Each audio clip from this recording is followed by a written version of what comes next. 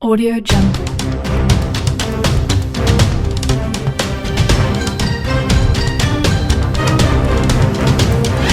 Audio Jungle.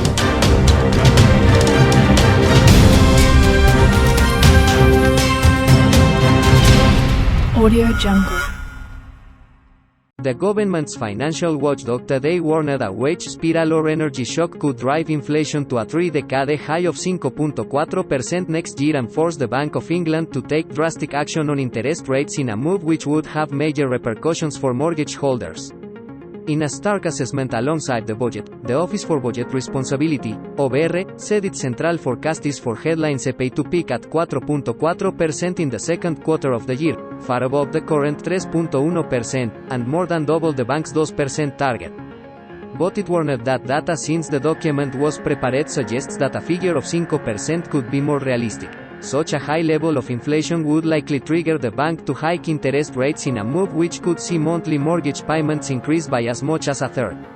The OBR put forward two scenarios where the situation could get dramatically worse, with either a mild wage spiral developing or continuing pressure on energy and product prices.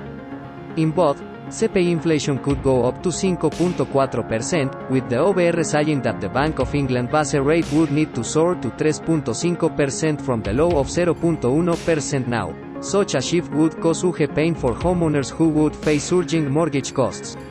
A family with a 150,000 libras 25-year mortgage could see monthly repayments increase from 759 libras to 1,060 libras if the current gap between the standard variable rate and the bank's interest rate was maintained. Rising interest rates would also result in fiscal consequences for the government because the cost of servicing the 2 libras y 20 peniques trillion public debt mountain would rise. Unveiling his budget today, Mr. Sunak said he was renewing the Bank of England's core duty to keep inflation under control. Have written to the Governor of the Bank of England today to reaffirm their remit to achieve a low and stable inflation, he said. Classical musicians Lucy and Matthew Knight, above, have a 2% fixed-rate mortgage, and fear they will be hit by rising inflation when they have to renegotiate in a year.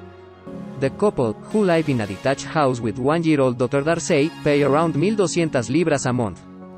But with interest rates predicted to reach 5%, their next deal could cost significantly more. Mrs. Knight, 34, an English national opera singer, said, "We were also hoping for green initiatives to make the cost of living cheaper in the long run, and it's disappointing." The OBR said. In both scenarios, a further sharp and persistent increase in costs means inflation peaks at 5.4%, 1 percentage point above our central forecast and the highest rate in 3 decades, and then falls back more slowly than in our central forecast. Based on a simple monetary policy rule, bank rate in our scenario reaches 3.5%, its highest since November 2008, thereby suppressing demand and moderating inflationary pressures, but even so it still takes a year longer for inflation to return to the target than in our central forecast. At its peak, the impact of this vigorous monetary tightening prevents a further 2 to 3 percentage point rise in inflation, and without it the price level would be some 6 to 8% higher at the scenario horizon. The OBR Central Forecast upgraded growth for this year from the 4% it suggested in March to 6.5%, less than some had hoped but still enough to return to pre-COVID levels of activity. Next year GDP is expected to be 6%, lower than the 7.3% at the last set of figures. Critically, the scaring long-term damage to the economy is now only thought to be 2% rather than 3%. The watchdog also now forecasts that unemployment will peak at 5.2%, a fraction of what had been anticipated at the height of the crisis. Today's budget does not draw a line under COVID. We have challenging months ahead, Mr. Sunak said. But today's budget does begin the work of preparing a new economy post-COVID. Jonathan Gilham, chief economist at PwC, said, "This rapid recovery must be viewed through the lens of inflation which is largely being imported from overseas. This is because some countries have not opened up as rapidly as the UK, are still in lockdowns and have less access to vaccines, so there are supply chain shortages. Also, energy prices have risen sharply, again, as key production and extraction facilities are not at full capacity. There is increased competition for scarce resources. Inflation forecasts for 2022 have more than doubled since the last forecast peaking at 4.4% in the second quarter of 2022. The bounce back and enormous furlough support is also helping the UK jobs market weather the pandemic, with the OBR now expecting the unemployment rate to peak at 5.2%, down from 5.6% previously and the 12% initially feared. Mr. Sunak outlined a raft of new fiscal rules, called the Charter for Budget Responsibility, which will look to ensure day-to-day spending is no longer funded via borrowing and for underlying debt, currently around 100% of GDP, to fall. The OBR said the improved fiscal outlook means the Chancellor is on track to meet his new goal for underlying debt to fall by 2024-25. This is thanks to sharply lower borrowing expected in each year under the forecasts, with the OBR now saying it believes borrowing will drop to 183 libras billion or 7.9% of GDP in 2021-22, down from the 10.3% or 234 libras billion previously predicted and almost half the record 320 libras billion amassed in 2020-21 after a mammoth 315 libras billion of emergency pandemic support. Borrowing will then drop to 83 libras billion or 3.3% of GDP next year, then decline gradually to 2.4%, 1.7% and 1.7% in the following years before reaching 44 libras billion or 1.5% in 2026-27. This would leave borrowing at the forecast horizon 1% of GDP lower than it was before the pandemic struck, and the lowest level for 25 years, according to the OBR. What is the bank rate? Also known as the base rate, this is the Bank of England's benchmark interest rate that banks and other financial institutions use to price their loans and savings rates. Where is it now? The bank rate is still at an all-time low of 0.1%, where it was cut to in March 2020, in order to help ward off pandemic-induced economic crisis. It has been at or below 0.75% ever since the aftermath of the financial crisis in February 2009. Is it about to go up and why? Markets and economists think so. The Bank of England is supposed to set the bank rate to control inflation, and prevent it going above 2%. However, as the economy has been in the doldrums for many years, inflation has not been a threat. This year, however, with the sudden economic recovery from lockdown, the surging oil price and the various supply chain blockages, it has returned with a vengeance. Inflation is now at 3.1% and set to go higher. Money markets and economists say there is a good chance that the BOE could raise rates in November and almost certainly in December. What changed today? Accompanying the autumn budget, the Office for Budget Responsibility forecast showed inflation peaking at 4.4% in the second quarter next year and to average 4% over 2022. Rishi Sunak also said he had written to BOE Governor Andrew Bailey to remind him of the importance of controlling inflation. So rates are going up. Yes, it is just a question of when and how much. Initial rises are likely to be cautious, to just 0.25% or 0.50 for the bank rate. It seems Odedeson will get a hike by the end of the year. The OBR warned that inflation could go even higher, above 5%, and in a worst-case scenario the implied interest rates that would be required to get inflation back down would be a bank rate of 3.5%. What difference will that make to me? Even in the best-case scenario, mortgage rates will start to creep up and the best current mortgage deals will start to be pulled. If you are on a variable rate deal or a tracker, you could see an increase in monthly payment very soon after any rate hike. If you are on a fixed deal, then you are protected until it expires. But it does mean some of the best deals that are around now might not be by the time you come to arrange a new mortgage. What can you do? If you are on a variable rate, especially if it is an expensive standard variable rate, you might want to think about applying for a 2 or even a 5-year fixed rate while they are cheap. Those on fixed-rate deals already can apply for a new rate 6 months before their mortgage expires, so it might pay to start looking now. But at least savings rates will start to rise, we can hope. But it is really up to banks how quickly and how much they pass on rate rises in the form of better savings rates. Historically, they have been much quicker to hike mortgage rates than savings rates. The High Street today welcomed 7 libras billion worth of cuts to business rates, but others grumbled the reduction didn't go far enough and criticized the decision not to immediately bring in an online sales tax. Rishi Sunak announced a series of changes for next year, including the cancellation of next year's increase in the rates multiplier and a 50% cut to next year's rates for most retail, hospitality and leisure businesses. Siobhan Aviland, Director General of the British Chambers of Commerce, welcomed the changes and said they would give firms renewed confidence to invest and grow. she said. The Chancellor has listened to Chamber's long-standing calls for changes to the business rates system, and this will be good news for many firms. It will provide a much-needed relief for businesses across the country, giving many firms renewed confidence to invest and grow.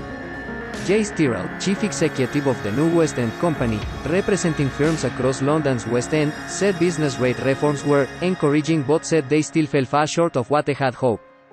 Canceling the inflation-linked rise to the multiplier may ensure that rates won't go up this year, but they are still too high, he said. Reducing the time between revaluations to 3 years is welcome, as is the short-term relief for investment in improvements and sustainability, but this falls far short of a fundamental review. Unveiling his budget today, Mr. Sunak told MPs that the cancellation of next year's increase in the multiplier will save around 4.60 billones de libras over the next 4 years. His new set of changes also included a 50% business rates relief in England for retail, hospital and leisure properties, for up to 110,000 libras per business. It said this will benefit around 90% of businesses across the sectors, from newsagents and grocers to hairdressers, pubs, gyms and cafes. This will come after business rates reductions for firms in these sectors over the current financial year following the rates holiday during the pandemic. Mr. Sunak said the new temporary relief rate will take place for 2022-23 and be worth around 1.70 billones de libras. The Chancellor also highlighted that rates revaluations will now take place every 3 years, replacing current 5-year gaps. Robert Hayton, UK president at the real estate advisor Altus Group, called the measures a compelling basket of support which will aid the recovery. Brian Jones and Mike Hampton-Riddington, partners in the business rates team at Clotons, said, "As an industry we were expecting no significant measures to alleviate the burden of business rates, so the announcement in the budget is more welcome than expected, although not as fundamental as hoped, and certainly not in line with a fairer, simpler tax system that the Chancellor promised at the beginning of his speech." Jack Griffiths, co-founder of luxury loungewear firm Snuggie, based in Teesside, told Mail Online, "The freeze on the business rates multiplier is welcome, but he would have liked to have seen a bit more in the way of support for small businesses. We have had a tough year with the ongoing impact of COVID-19 and, more recently, supply chain issues, so we would have liked to have seen a bit more support to get us through the Christmas period and into the new year." And Michael OSZ Mann, founder of online marketplace, Buy Britain, said, "Overall this was a good budget for Britain's small firms, especially on the business rates front and for those in the hospitality sector that have been through hell. Yes, you always need to go through the small print as that can hide many a sin, but first impressions are that it is a positive budget." Others questioned why the Chancellor had not used his budget to unveil an online sales tax, although it did announce the start of a consultation. Scott Parsons, UK Chief Operating Officer at Unibail Rodamco Westfields, which is behind the Westfield Centres in London, was one of those expressing his disappointment. The decision by the Chancellor to continue to avoid imposing any kind of tax on the e-commerce sector is another blow, as bricks and mortar retailers continue to operate on an uneven playing field, he said. In a further boost to pubs, the Chancellor also announced a series of reforms to alcohol taxes from February 2023, including a 5% cut in duty on broad drinks. That's the biggest cut to cider duty since 1923. The biggest cut to fruit ciders in a generation. The biggest cut to beer duty for 50 years, he said. It's a long-term investment in British pubs of 100 millones de libras a year. And a permanent cut in the cost of a pint by 3p. Mayor Sunak also announced a planned increase in duties would be cancelled, a tax cut worth 3 billones de libras. Stella Artois, 3p less tax on a pint in the pub, no change in shops. Guinness, 3p less tax on a pint in the pub, no change in shops. Strongbow, 2p less tax on a pint in the pub, 0.5p less tax in shops. Strongbow Dark Fruits, 1.3p less tax on a pint in the pub, 1p less tax in shops. Hardy's VR Merlot Red Wine, 3.5p more tax on a bottle in shops.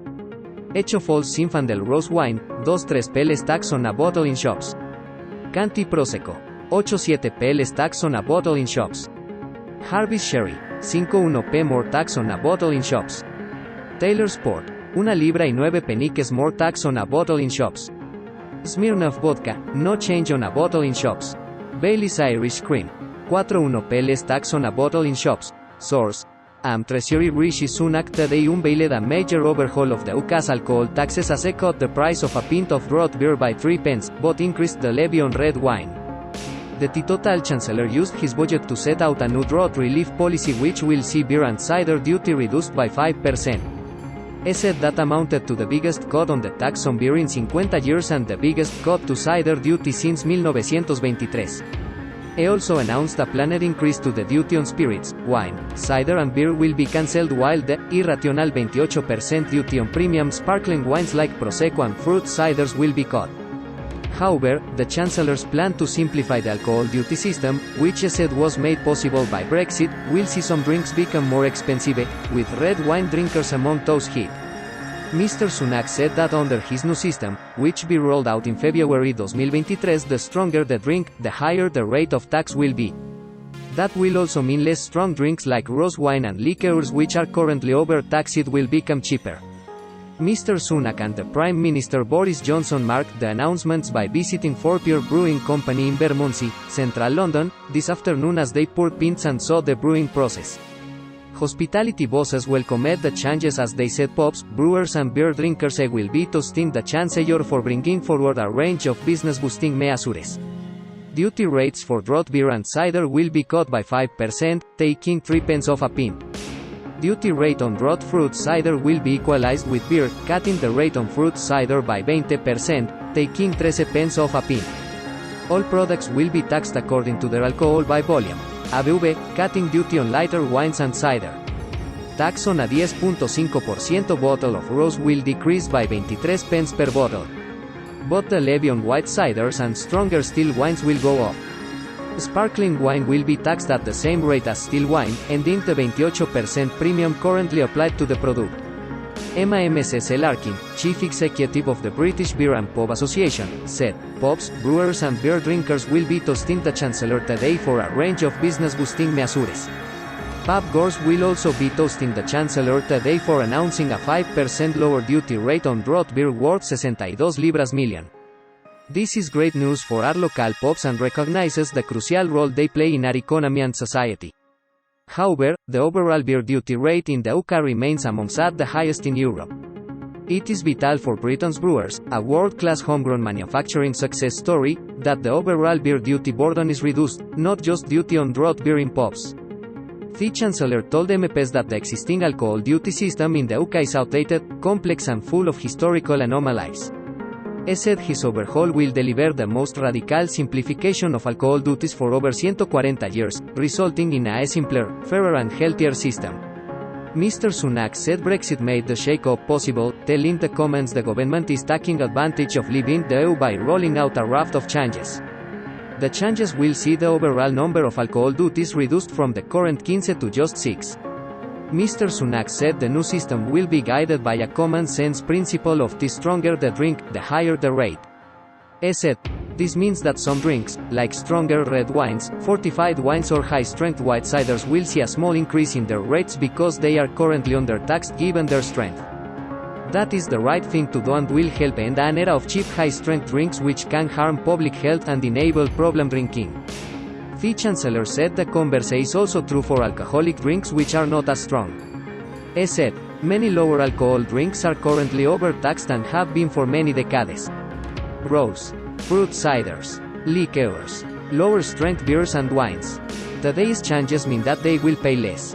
Mayor Sunak said that drinking habits in the UK had changed, with more people now consuming sparkling wines as a move to make them cheaper.